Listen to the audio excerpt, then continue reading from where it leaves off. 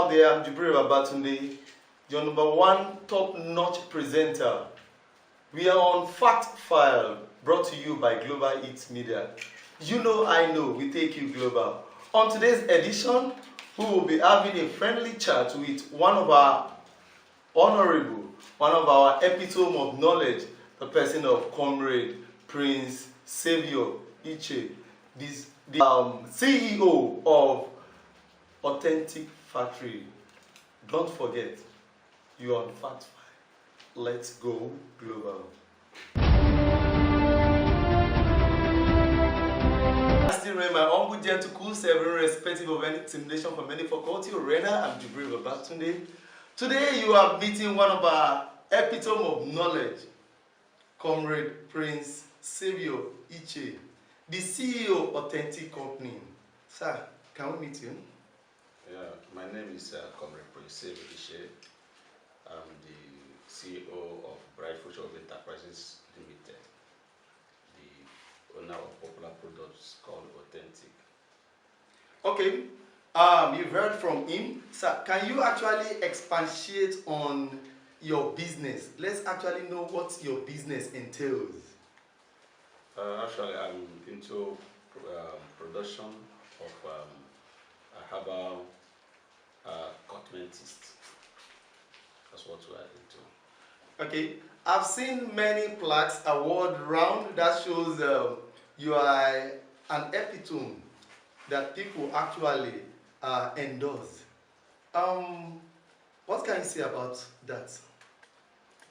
Well, to me, when we talk of awards,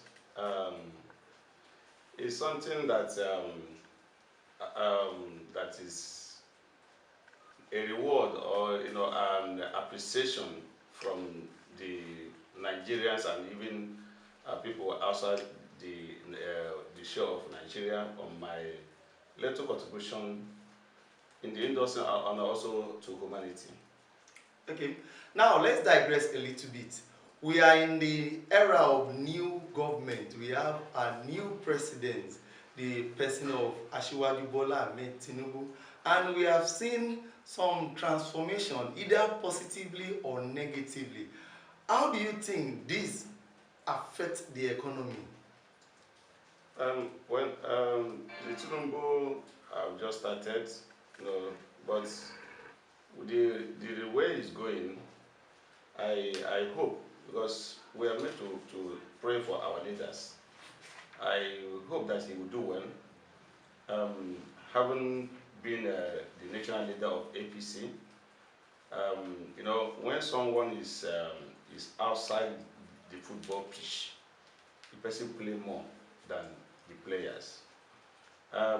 His predecessor, Buhari, his era have gone, and I believe that he have been part of the government. He have observed some mistakes, probably the former administration, Buhari administration made, and which probably, if time permits me, I can be able to itemize few of them, that we can be able to, learn from his mistake. He will be a very good leader if he can be able to learn from the mistake the former Buhari made. But so far, we're able to go, despite some policies that they have taken, some that affected the masses, which is the subsidy removal. It has been a very lingering issue for a longer time, but let's hope that it will bring a positive change that will affect even the poor masses. For the fact that we are going through it now, there's no pain without gain. I believe God that he will do well. Okay, you have made mention of some salient points which I will want you to analyze on. And you said in the era of Buhari made some mistakes. Can you actually break down some of the mistakes you think Bola Ahmed Tinubu should not also do? Yes, there's starting from the choice of ministers and advisors. during Buhari regime, it took him 6 months or thereabouts to appoint his ministers, and he said he was going to bring in the best, the people that will, hit the ball running with him. But surprisingly, when he was appointing ministers, he appointed people that doesn't have knowledge of portfolio, they are carrying. I will advise the Tinubu administration not to appoint minister or advisors based on just to compensate party members on their role they play during the campaign, or people that brought money to support him. He should put on people that has competence, people that that knows what they're doing. For instance, when Buhari appointed the Minister of Works and Housing and Power, he went and gave it to Fachola, who is a son who could have been given there's a portfolio as a minister of probably CGN, Chief Justice of the Federation. That is the area he's good into. Okay, coming again. In fact, all the home ministers are themselves. In fact, all of them doesn't know even why they are there, because they are just there, just to occupy space. For instance, the Minister of Education, he was there. At the tail end of the administration, he came out and told Nigeria that he doesn't even know about education when he was appointed as a minister. That's why we have massive failure. He failed woefully, in that area. At that point, there's a point in time when the ASUS was on strike, a very lengthy strike. He went outside the country for his child graduation. So we need, in that type of appointment, we need people that their children and wards are schooling here, so that if there is a strike, it will affect everybody. So going again, they're appointing a minister of petroleum investment, give it to engineer. Who does? That's why the administration failed woefully. Yes, at a point there's a border closure. The border was closed against goods going outside the country and goods coming to the country. Knowing that fully, that time the entrepreneurs and even multinational companies, that's cried, and in fact there's a closure of many factories, because in Nigeria, if we are producing in Nigeria, 100% of what we produce in Nigeria, 72% go to the neighboring country, and when Nigeria consumes 28%. At that time, the border was closed against goods going outside the country and goods going, coming into the country. That time, I lost a lot of customers from the neighboring country. People that came to Nigeria, at least every 3 months, they buy goods of almost 8 million naira. For that lengthy time, they have finished their goods over there, but they cannot be able to buy. And when Nigeria opened their border, those people, they stopped coming to buy our goods, because within that period, they developed their own idea and start producing in their country. So that's because if it has a competent people who knows about the industry. Okay, come again. Another advice is on this industry, on the manufacturing industry, the small scale industry, knowing that this is the highest employer of labor, because so many micro entrepreneurs fold up their business, and as they fold up, their workers are being pushed into the existing labor market. Now, going by, you can say that the chemicals we are buying for instance, 18,000 in 2015, as of today, is about 270,000 naira. So the government should learn from the mistake. Let the product, that's the raw materials that we were using to produce in Nigeria, let there be a waiver. That's in the wharf. Let there be a waiver, and also let foreign exchange be provided for the importers of the raw material and also our machinery. So if you can do this, the micro entrepreneurs, the small business will bounce back. As always said, as it is now, the small business are medically were on coma. Yes, so many people have died. The few one that remaining is on coma. Although I don't know, probably I'm also in coma anyway. So, somebody that's in coma, medically is a 50-50 chance. But I believe that I thank God that we have a new government because all expectation is on him. He promised us too much promises, and it's time for him to to do the needful. Okay, we always say that when the road is rough, the tough get to the top, the roll and they survive, and that's what we call survival of the fittest. The issue of subsidy, how does that, what are the impacts of subsidy? The truth of the matter is that the government they're just playing politics. Yes, they're just playing politics on subsidy. Why are we subsidizing when we have our refinery? In 2015, when they were campaigning for APC now for election, they promised Nigerians that they are going to repair the existing refinery and also build more refinery. 8 years longer, and nothing happened. So this is is in fact is a thing that we Nigerians will have to ask ourselves question. Why should we take our hard-earned resources, what God has given us, free of charge, take it from our own land and take it to another country, transport it, and also bring it back with transport, right?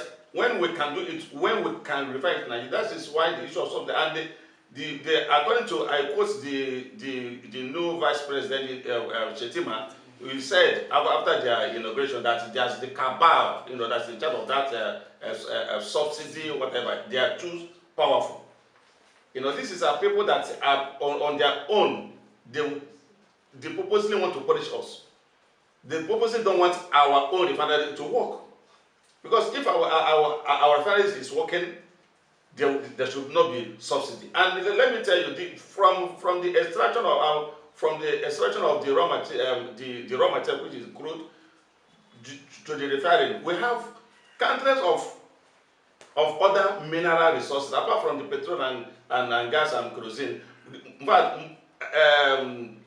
48% of what we even use in cosmetics sector is byproduct of crude, right? So these people, over there, they will employ their own people over there, extract the petroleum. In fact, everything they extracted, they still send it back to Nigeria, and it is, in fact, it is on Hartford. That's of recent, not up to 3 weeks or thereabout, before the exit of the former administration. They open a Dangote refinery, and to us as Nigeria, we assume that yes, that's all is well. Now the refinery, based on what they said, is the highest, almost highest in the whole world. Yes. But surprisingly, now government are saying that they have given Dangote license to import petrol. What for? Who is deceiving who? Does it mean that he just built a depot? Or what? Probably a reservoir. A reservoir. Yes, they have. Probably a reservoir, because they said that what he produced there will be enough for the whole African water, even to export. So why are we giving him license to import? And I quote the CBN governor Emefiele on the day of the opening ceremony. He said that that could have paid 70% of the money he borrowed. Automatically, it's Nigeria that are giving the money. So who is fooling who? So this is the rich is getting more richer, and the poor is getting more poorer. Now sorry to draw it back. Okay. Yes, the subsidy removal. Now if you go around all these barbers, all these shops, you see young Nigerian graduates, who don't want to engage in evil activity. They open barber salon. I went to there. That was last week to barb. I was the first customer that went there. They went to an on generator. There's no light. Why they want to on generator? The owner of the shop was telling the guy, please, just careful, use funnel, don't allow a drop. How much is the haircut at 500 naira and on generator? How much will be his profits? So it's killing business. Small business are dying, naturally. You can see everywhere there are no lights. And if you go to in fact, the most most consumable, the people that consume petrol most is the masses. Go to the filling station. As a big man, you see some big man with big jeep buy fuel of 1,000 naira. You know, but in the evening time, you see queue of Nigerians, you know, carrying 5 liters, 10 liters, go to buy fuel. Why they want to use it for generator? They can buy the one of 2,000, but a big man with motor, you must know that he has money. He just buy 1,000 naira. I've seen them so countless times on the this thing. So without petrol, we can. That's why some people are not going for gas, whatever. And you know, it's when I believe God. Okay. You have said this. Is there hope for a better Nigeria in this Asiwaju's regime? There's a hope for better Nigeria if we remove tribalism, nepotism, and any other sentiments. Let the Asiwaju know that he is the father of all nations. Not like what happened in the last administration, when cows are more valuable than human beings. You understand? Where some set of tribe, you know, is above the law. You understand? Let there be openness.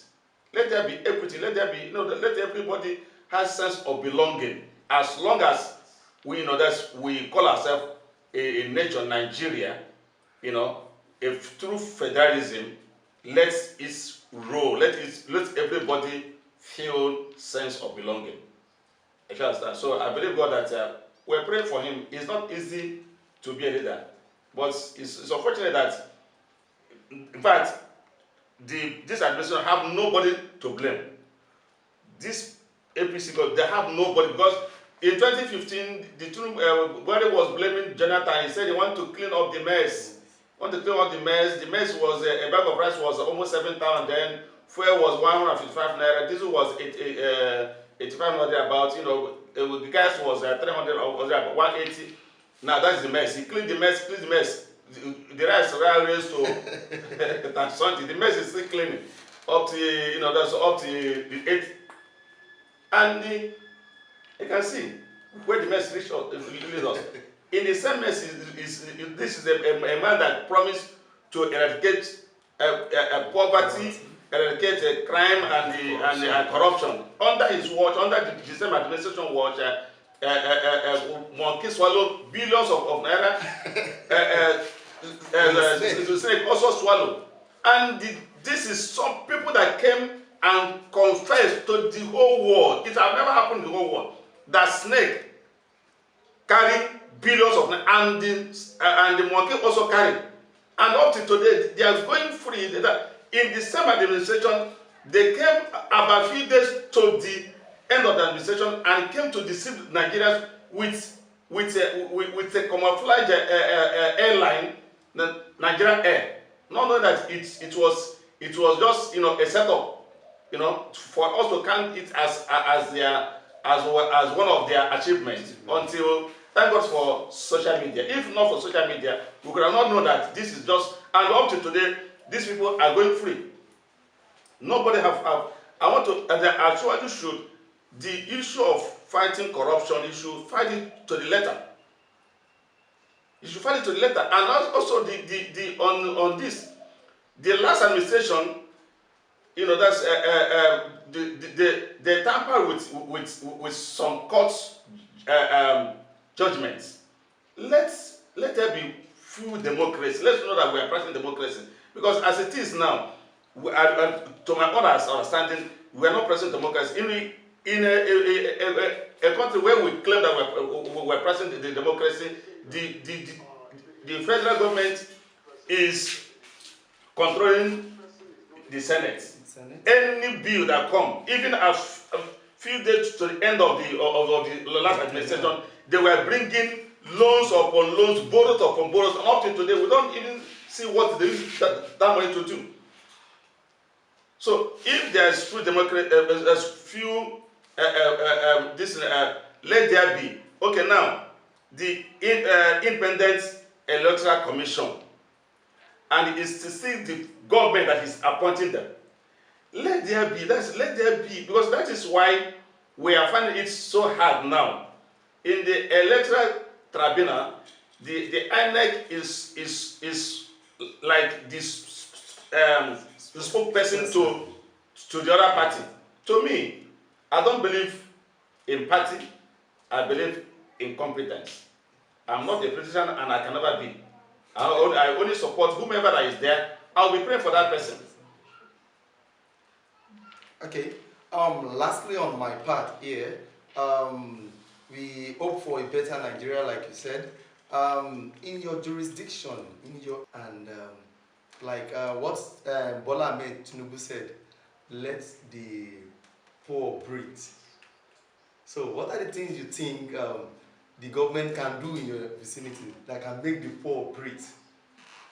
The poor breathing, I think when you are coming here, I believe it is during the rain season. Yes, sir. I don't know where you follow, whether you enter horse, because it's only horse that can enter and wear shoe without being stained. So there's a lot. If you go around, you see that people are in actual poverty. Some people are on 001 per day. That is, so many people cannot even afford to eat. How much is the minimum wage? 30,000 naira minimum wage, and some people, some states said they cannot be able to pay. And that's why when they removed the subsidy, they were compelling Nigerians with other countries where petroleum is being sold at exorbitant price. How much is the minimum wage of worker in Canada? Even in some African countries here. So Nigeria, the government, in fact, so many of them travel to okay, now the president is in France now. So many of them travel and they see how things work, how things work in other areas. If you go to this our area, for the past years, we don't see any presence of government in our locality. If you are passing this road now, as it is now, it is the effort of the community. If you see light in this area, it is the community that put all these poles you see around, all the whole poles, is community. It's the same community will buy a transformer. It's the NEPA that will come and cut the lights and still bringing bill to us. They have warned them that they should meter everybody so that we can be able to know what we consume. That's how it's been done in other countries. But here, the case is reversed. They don't even listen. Even if you tell them that this is what there's a bill have been passed by Senate, they don't even know what they're talking about. So the government should go back to local governments, because if the money is going to local government directly, we can be able to know whom we hold responsible. Now we have in our area here, we have a councillor. The councillor is the nearest government to us, is the president of the locality. But our councillors, we don't even know where they're living. Alright? I did a program here, that was last time, when I did a talent hunt. I invited, this is the judiciary of the councillor. I even invited him, he never come. So what I'm trying to say is, they should, because so many of them, they just have opportunity of being in government. They don't know what they ought to do. They don't know what they ought to do. So because so many of them even buy that slot. There's something that happened is somewhere, which because of security reason, one particular local government, we are doing a program. We went to the local government chairman to talk to him. He now told us that even the staff told us that the local government chairman said he will not do anything until he recover about 3 or something million he give to his godfather before he can be able to be in that post. So do you know how many years it will take him to recover the money before he now started remembering the poor? And another mistake the last administration made. Buhari maintained one particular ministers for the duration of 8 years. As a football, let's compare it as a football. A coach who is coaching a particular team, and your team is losing. Sometimes even if the team is not losing, the coach will see people that are tired on the field and bring, yes, and replace it. That's why we are having other people on the reserve bench. But Buhari maintained one particular set of incompetent ministers. And to him, I will not blame him, because they will go and tell him, sir, he will ask them how are people in Nigeria. Say, yes, Nigeria is fine, people are enjoying. Like what the Emefiele said, I'll quote him anyway, that they used to give the Minister of Humanitarian Affairs about 500 billion every month to give to the people for the welfare, whatever. And the same minister claimed, I even challenged him, during the lockdown, they have used about $20 billion to feed Nigerian children at home. The problem is the government doesn't even care. In some countries, we have some, if you give contracts to a particular person, and they don't give contracts by merit, they give it by paying homage, that homage. Baba, please bring somebody, they don't monitor it. I have a program somewhere, and I went to one of the local government. I went there, I was shocked. They showed me, I asked them to bring grader to grade one particular area. When I went there, they showed me on Punch newspaper that the street where I'm coming from have been tied. I was arguing with them. I said, this is where we're coming from. I went there with the youth leader of the community. We're just like, we're coming, even our leg, see our leg. They showed us, probably they went and they captured, somewhere they are tying the road and put it on the Punch newspaper that this road have been tied. That is the country we find ourselves. This is corruption. That is why on a daily basis, and in Nigeria, it's only where you will see a governor or a president that will do roads, maybe of 20 billion, and use 35 billion to commission it. You are commissioning it on other words. This is not your money, it's people's money. The money has been budgeted for that particular project. And you are commissioning some roads. There are some roads they did somewhere, and they used caterpillar to block that road for almost 3 months. I went there, I did a protest. They said the local government chairman went to commission it. That's why they blocked the road for almost 3 months, and people are finding it so hard to move. To move. I went there, I said that you should remove this thing. This is the country we find ourselves. They want to another way to eat money. They want to commission it. They have to break a canopy and bring and call people a dance and on other words. And I don't think that is how it's been done in other countries. So there's many changes that's going to happen in this country, and also the Tinubu should minimize costs, because the cost of governance is too much. Sometimes I will even prefer military regime, because they are not more corrupt. They are not corrupt like ours. In Senate, as a senator, they have what they call hardship allowance. Hardship allowance. That means I need to be. Hardship allowance. I don't even know what to call that. It's 1 million plus hardship allowance. While when they pay 30,000 naira, we don't have any. They have domestic allowance, 300% of their salary of their business. So this is they have to cut. I'm even waiting for an assembly that will come and say, okay, let's cut our expenses. They have furniture allowance, car allowance, and the sounds of bill, and wardrobe allowance. And this is our people that some of them have been a governor on their state and perform nothing. Just going there as their retirement benefits. I believe that they're going to put a law that any governor that have finished his tenure should not go there, because they are going to. You can see young Nigerians who could have gone there and make policies. Because so if you are coming to this area and you are there, I believe that although there are some, I believe there's a spirit there. There's a spirit that used to hold them there if they enter that post. Which I personally, even at one point, I cannot vouch for any post in Nigeria. I will be at the end. I'll be correcting them, because I believe there's one spirit that used to hold them. if before the campaign, they will come to your house, be working with you. But immediately after they have sworn in, they are, if you call them 100 times, they will not pick their call. Something is there. All right. You've heard from our epitome of knowledge, a business tycoon, Comrade Prince Saviour Iche, the CEO of Authentic Company. Once again, thank you. I'm Jibril Abatunde.